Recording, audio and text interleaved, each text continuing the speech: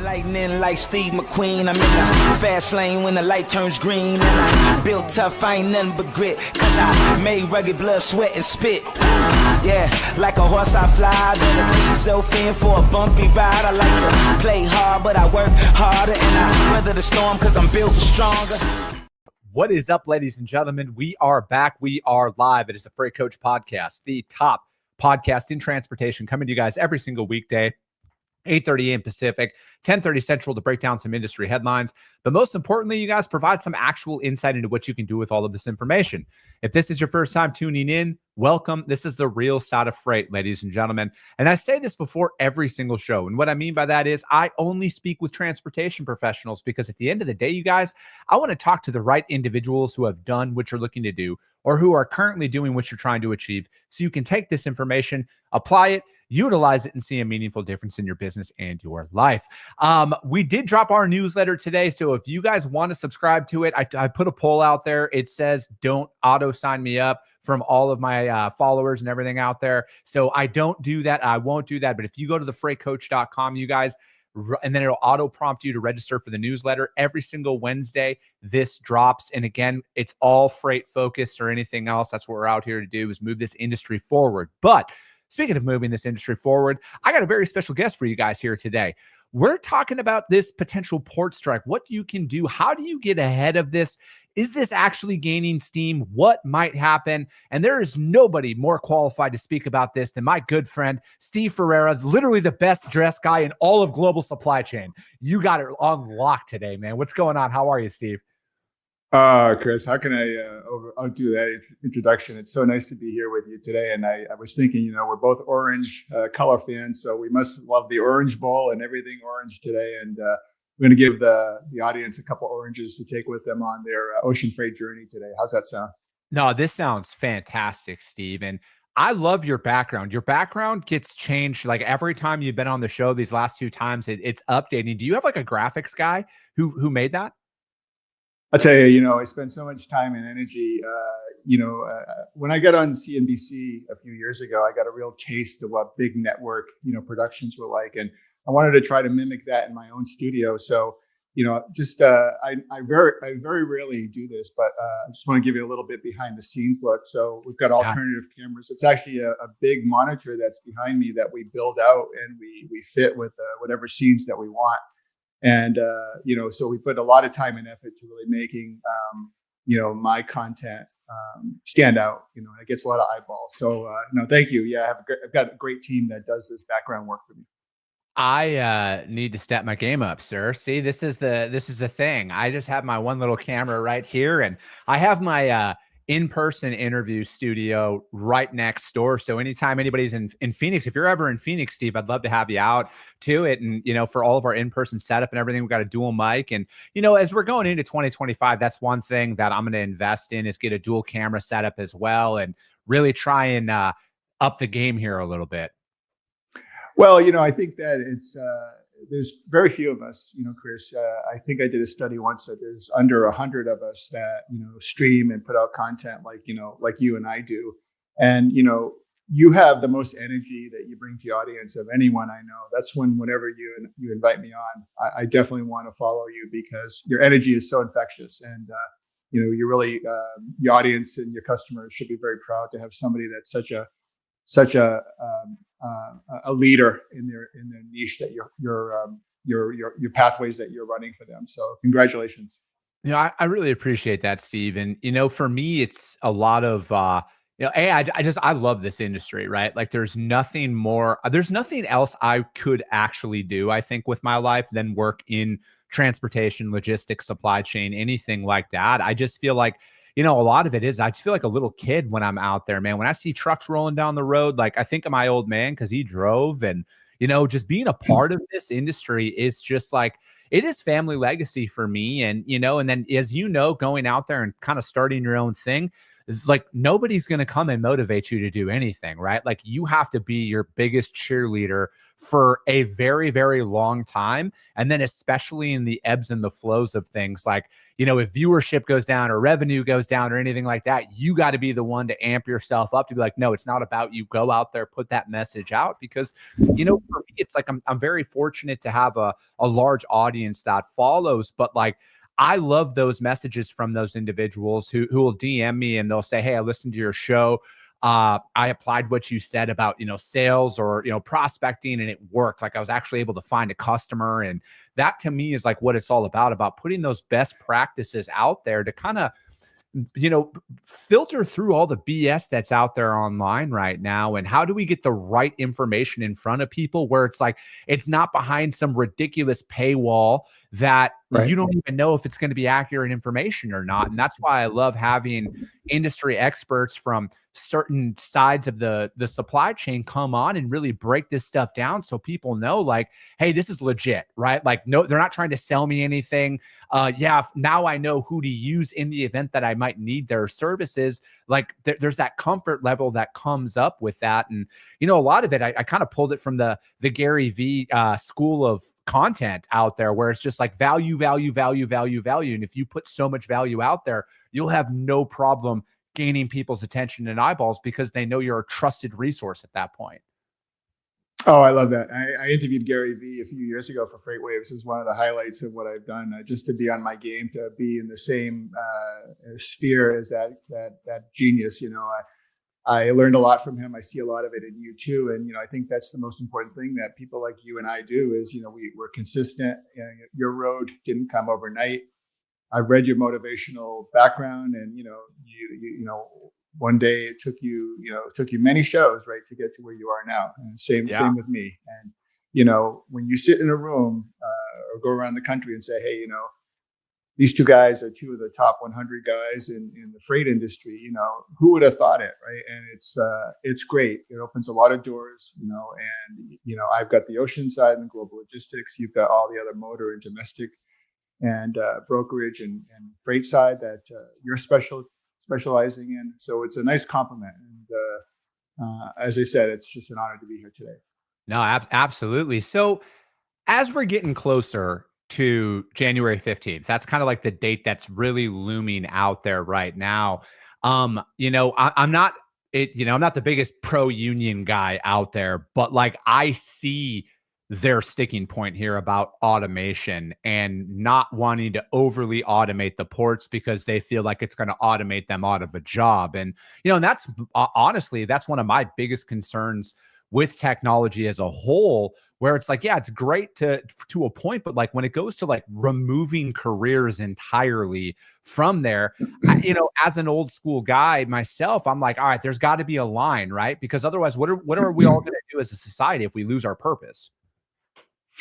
You know, Chris, you're right on, you know, and I think that brings us to a lot of the themes that we'll probably end up talking about today, you know, with President Biden being really pro-union and President Trump, you know, maybe thinking about it in a different way or direction. But I think the overriding viewpoint that we have to kind of start and prime the audience with is the fact that if you look at the state of disarray and you know, global port rankings on efficiency, you know, the U.S. ports come in very, very, very, very poorly, right, compared to the European ports and the Asian ports that have a lot of automation. Now, again, it's a total paradigm shift, and it's the same thing can be had with our U.S. airports, right? Mm-hmm. When's the last time you saw a U.S. airport, you know, in the top 20? It's always Singapore or, you know, or Frankfurt or, you know, one of these other European. Because, you know, they found ways to modernize and, you know, still blend the human element. I'm not suggesting we go in the direction of Europe or our Asia counterparts.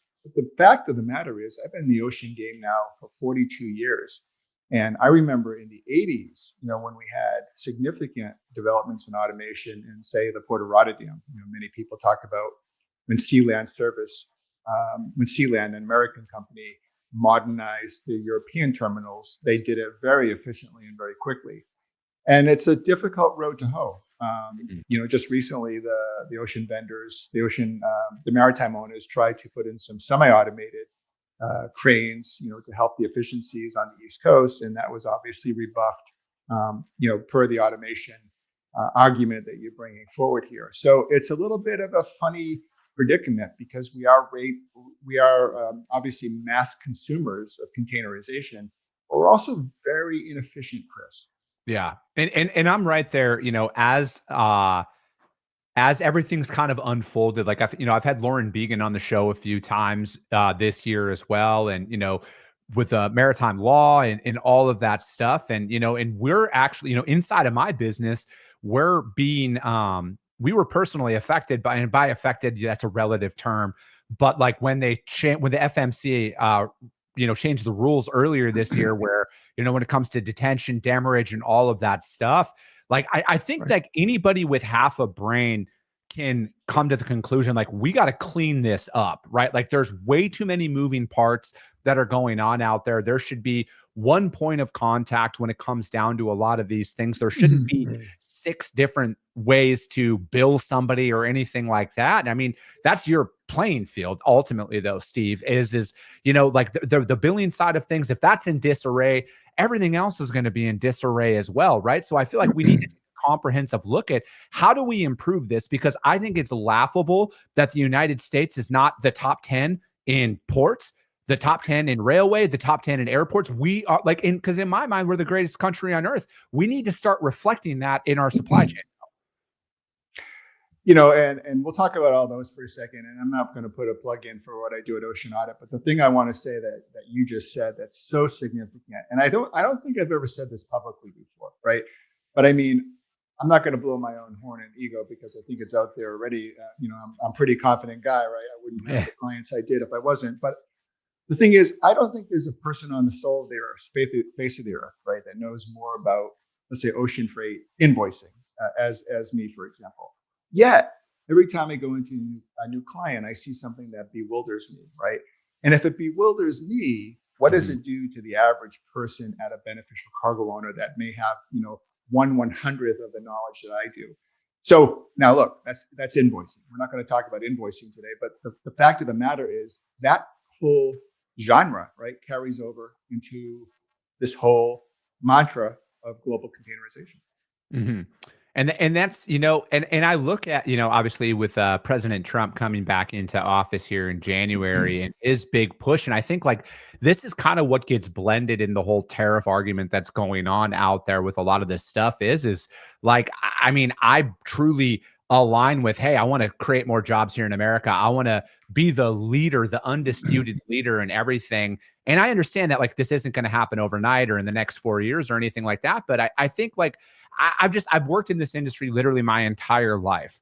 Where we're at right now, yes, we're efficient in areas, but like we could be better. And that's how we need to be looking at a lot of what we're up against, right? Because it's like if we're going out there, I mean, tariffs is only one thing. I mean, if we're talking about, let's talk about detention and demurrage and ocean billing here for a second. How many businesses get raked over the coals because there's just so many outside fees that are being thrown in on that. And then how much of an effect on the end consumer price does that play into it? If they're, like hypothetical example, they thought it was going to be $10,000 to move a container, but now when you're throwing detention, demurrage, and every other fee under the sun at it, now it's $16,000. Hypothetical example, obviously. Now, what end result does that have, right? So I think like we need to be looking at this as a holistic, total view here on how these operations work, where these fees are coming from, because if we're really looking to protect the American consumer from inflation and higher prices and everything, it's got to start with a lot of this.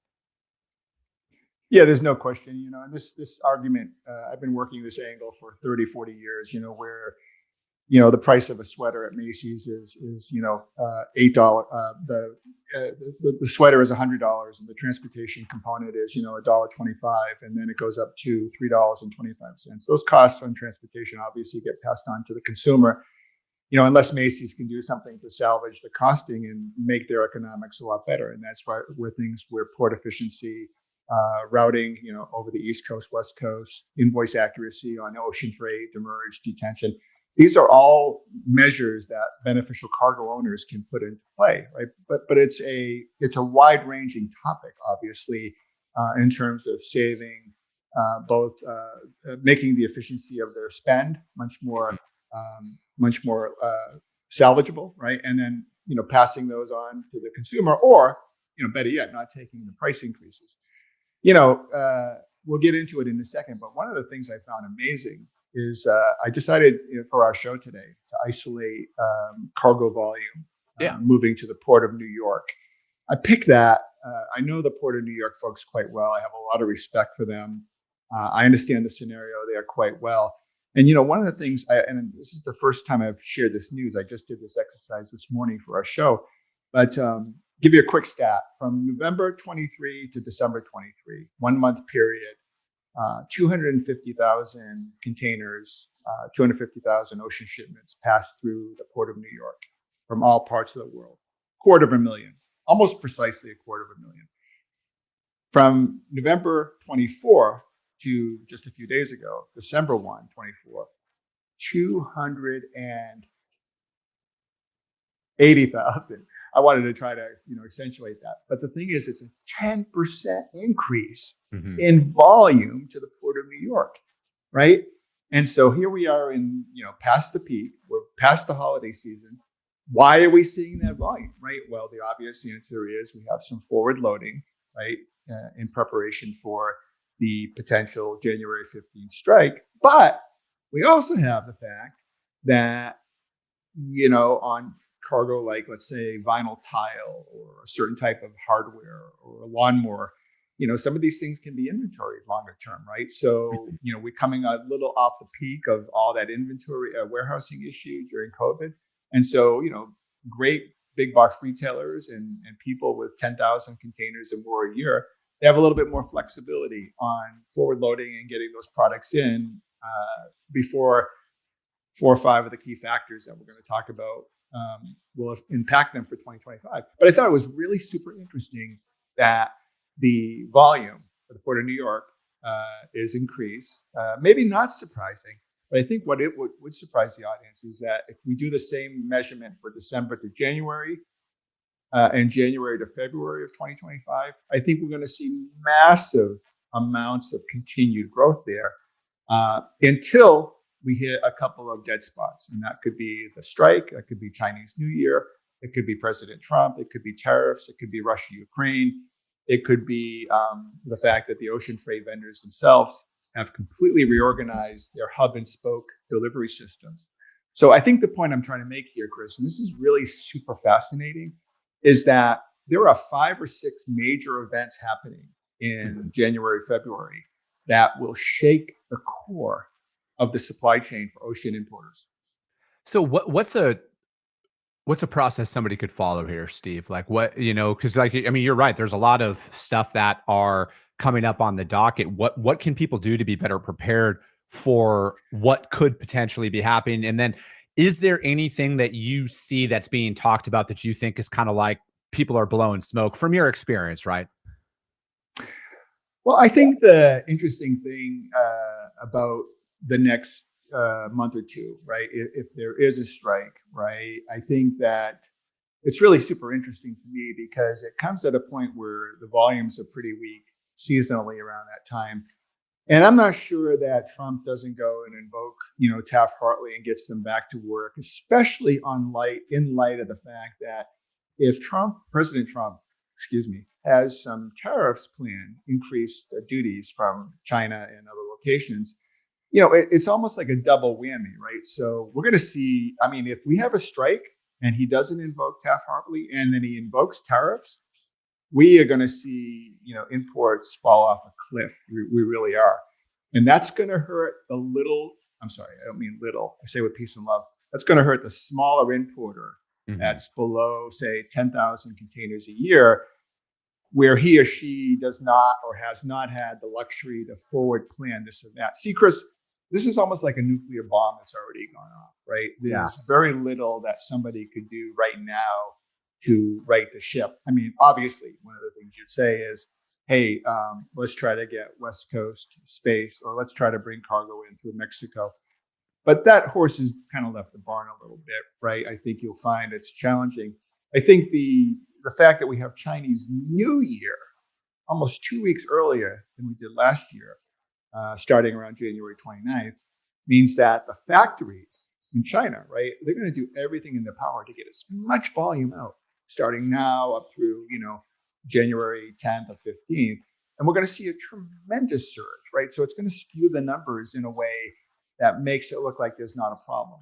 But in reality, there could be some massive problems downstream. So the smaller importer has a few mechanisms, and we can get into some of the things that I might do if I were them. But please forgive me. Go ahead and play off of that question. That was going to be my follow-up question. What can those smaller, small to mid-size, or really anybody do to kind of circumvent a lot of what is, essentially already started, right? Because and I say already started because the East Coast Union is very much hardline right now, that nothing, we're striking, right? So I think you should, I don't know, I don't like to, fearmonger or anything like that, but because I play in reality, and I'm seeing what's going on right now, and knowing when that strike's about to happen, and then the inauguration is 5 days after the fact, and that the sitting president is got his feet up right now, he ain't getting involved in anything because, rightfully so. Why would he, right? So, but it's all the people who live in reality that are going to be potentially affected by this. What could I do today to kind of shift that? Is it bringing it through the West Coast ports? Would you advise people on that right now, Steve?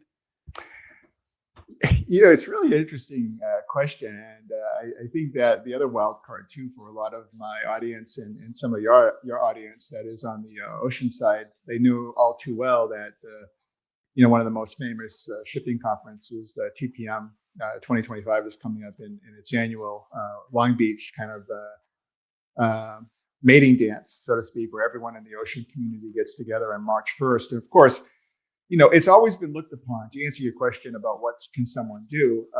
I'm coming in a circular way around to what that is, because I think that it's always typically been a week or 2 weeks before TPM and during TPM where everyone sits down and kind of looks at, negotiating, rates and service deals and systematic relationships for 2025. So here's the thing. In my heart of hearts, what I think somebody with under 10,000 containers could do and should do, start now. I think the idea here is that, don't wait until February, don't wait until March. Start looking at the relationships and the freight forwarders and the direct carriers that you have, and start building out, those rate negotiations now, and so that you can be, inclusive, right, in their business review of, hey, I've got this space to the West Coast. Because obviously, if you're landlocked because of a work stoppage on the East Coast, your only alternative is really the West Coast. You don't really want to monkey around with the Mexican options and things like that. So I think you've got Seattle, Oakland, LA, Long Beach as your ports of entry. But if you negotiate now and you start working on rate levels now, and a couple of clients have asked me, well, Steve, is this the year that we should start to look at using benchmarking our rates off of the freight indices, or should we negotiate, fixed rates like we've always done in the past, excuse me.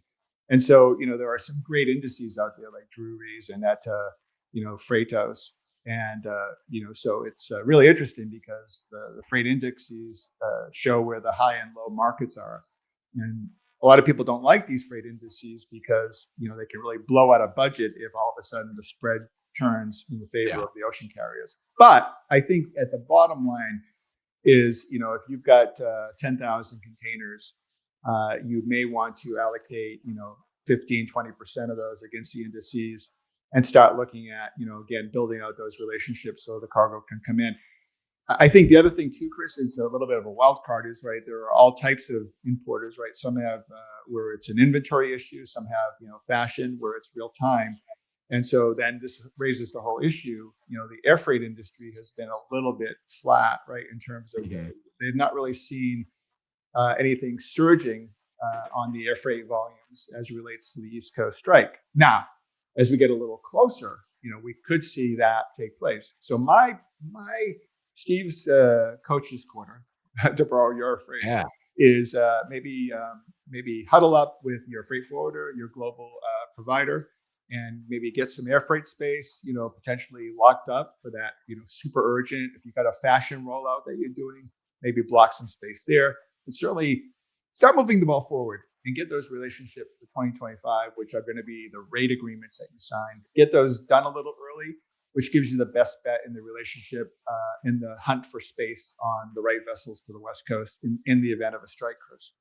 Now, is this something where they should, I guess, kind of like take a targeted approach, right? Where it's like, hey, maybe Q1 we plan to go everything through the West Coast port just to just to be safe, right? Do we play it safe like that and then kind of transition, or like how much lead time are people really getting out there? I mean, because I know it could be 2 months, it could be 60 days or whatever from order to showing up at the coast here. So it's like, are you working with your clients on putting together a strategic plan like that, where it's kind of like, hey, let's do this for January, February inventory, let's just to be on the safe side, so you get it? Because like, what I don't want to see is all of those manufacturers out there who are ordering their inventory for production and their forwarder isn't even kind of bringing this up, which I would hope that everybody's talking about this, especially as we're getting closer and closer to January 15th. But I don't assume anything. I assume that ultimately you got to proactively look into this stuff yourself and take this upon yourself to kind of plan that out, especially for Q1. Yeah, it's a little bit like my golf swing. It's definitely a work in progress in terms of how the importers look at this. But I think that any smart importer, when you start doing the suggestions that I'm alluding to here and start that negotiation process, an adjunct relationship to that negotiation process is setting the allocation. So like you said, hey, we want to go super heavy by January, February, March, and then we want to go back to 15 allocation to New York, 10 allocation to Baltimore, in April, right? So, these are things that are projections, but they can move, plus or minus. The thing is the flexibility with the partners to make sure that happens, and to at least give yourself a reserve, right? Hey, we need a minimum of X amount to move to the port of Baltimore, or X amount to move to the port of New York. If we get a few more in relationship to that extra space, it's a bonus, right? But those things are not going to happen unless you're ready to step to the plate and kind of ramp up or speed up those negotiations. So I think what I'm seeing in my clients is I'm seeing a more frenzied approach towards setting calling the ball, so to speak, and setting those contracts and rate agreements a bit tad earlier than would normally be scheduled. To me, that seems to make the most sense. And then, of course, you've got one of the 6 factors in there is Ukraine, Russia coming up on 3 years, and obviously Red Sea and Suez. We haven't even addressed that, but these are all wild cards that need to be kind of put into the mix. And I would say, it might be, and then I kind of feel like your bailout for, suggestion for everybody is essentially air freight, right? Like make sure you have the funds available to bring in a 747 of inventory in the event that you need, because like, again, I perfect, everybody likes to talk in perfect world scenarios, but I think what COVID exposed is kind of how bad things can get really quick. So I like bringing into things like where it's like I have my primary objectives, but I have my backups as well. And again, I've been doing this on the domestic OTR side for so long, Steve, where assumptions are a massive killer for a lot of people, because I've been told by so many of my customers, right? They're like, hey, listen, we're a manufacturer. We're not a transportation company. Like, that's why we work with you. We expect you to bring this information to us. And I want more and more people, whether you're a forwarder, air freight, intermodal, whatever it is, you need to be having these conversations with your customers to get them in a place, because this, again, I don't want to fearmonger, but like if this shuts down and it's a long time, it could be catastrophic out there for the smaller importers like you're talking about, because they might not have the budget or the priority in line for some of these people to shift to a different mode of transportation to get their product. Well, and the final word on that, I think, is you raise a great point. And again, I know that when I looked at one retailer, right, I ended up getting them a $5 million refund on overpayments or overbilling on ocean freight. Dang. And I said to them, they came to me, they said, hey, Steve, you know how we used the $5 million? I said, no, how'd you use it? Did you get a new WMS or TMS? He goes, no, we allocated $2 million of it to air freight. We were able to get basically our air freight for free because we used the refund that you got us. And I'm not blowing my own horn on this, but you're right. I think it's really important that clients, whether they use me or not, or use someone else, but you've got to allocate, a pretty good amount for that emergency fund. It's like an emergency piggy bank, I think you're onto something with where the clients need to allocate their funds. But again, I hope and pray, right, that 95% of the clients have sort of figured this out on their own. And I think that there's still hope for those that haven't. But obviously, the time to act is now. Hey, could not agree more with that, Steve. And that's what it is. We got to take that proactive approach, ladies and gentlemen. But that's going to be it for today. Steve, how does anybody reach out to you to find out more about what you have going on at Ocean Audit? I love my LinkedIn connectivity and my presence there. So Steve Ferreira on LinkedIn, or Ocean Audit on LinkedIn, or steve@oceanaudit.com. You can reach me anytime. Perfect. And if you guys can't find Steve for whatever reason, hit me up. I will gladly put you guys in contact with him. But that's going to be it for today, ladies and gentlemen. We got a guest coming on tomorrow and Friday. We're finishing this year strong. We don't believe in this gap time. We're coming at you with more and more value every single weekday. As always, if you guys got value, subscribe to the show. Share it out there to your network, because if you see value, your network's going to see value as well. I appreciate you guys. I love you guys. And we'll be talking to you soon.